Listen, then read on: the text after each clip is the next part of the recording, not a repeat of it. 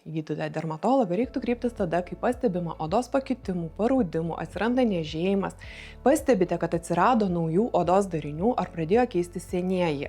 Nevertėtų laukti, jeigu odos darinys pradėjo didėti, ant jo atsirado žaizdelė ir jinai negyja. Odos darinių patikra rekomenduojama vieną kartą metuose suaugusiems ir kas 2 metus vaikams, jeigu gydytojas nenurodė kitaip. Su kiekvienais metais patirime vis daugiau saulės ekspozicijos, kuri kaupiasi odos paviršiuje. Ypatingai rizika didina, jeigu nudegimas saulėje buvo iki 18 metų amžiaus, buvo ne tik paraudusi oda, bet ir lūpose. Taip pat pastebima, kad yra genetinis polinkis į kai kuriuos odos piktybinius susirgimus. Jei pastebėjote odos pakitimą, ir yra įtarimas, kad jis yra piktybinis, kyla klausimas, o kas bus, jeigu nesikreipsiu ir lauksiu. Jeigu tai yra dažniausiai nustatoma odos bazalinių ląstelių karcinoma, laukimas padidina paties darinio dydį, gali padidėti gylis, kuriame jisai pažeidžia audinius. Tokiu atveju padidėja operacijos apimtis. Jeigu tai yra gerybinis darinys ir jisai jums trukdo, kliūna, dažnai patraumuojamas, šalinimo galimybės yra kelios. Galima šalinti lazeriniu, chirurginiu ar elektrochirurginiu būdu. Jei visgi nustatomas odos darinio piktybiškumas, tokiu atveju yra rekomenduojama chirurginis gydymas.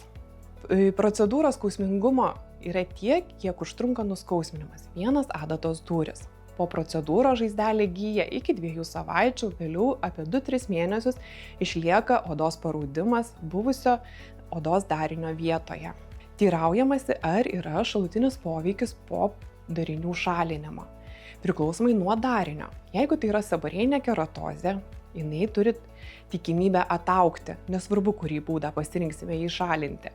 Jeigu tai yra apgamas, kurį pašaliname lazeriniu būdu, randelio vietoje yra tikimybė atgrįžti pigmentacijai. Tai nėra dažna, tačiau visada įspėjame apie šią tikimybę. Jeigu darinys buvo šalintas chirurginiu būdu, po šio pašalinimo lieka randelis.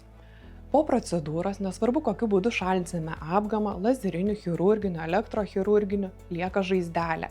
Šios žaizdelės reikia nešlapinti 1 parą, po paros žaizdelę reikia dezinfekuoti kartą ar 2 kartus dienoje, kaip nurodė gydytojas. Ir kol pilnai nesugyja, apie 2-3 savaitės, negalima lankytis baseine, pirtyje, maudytis vonioje.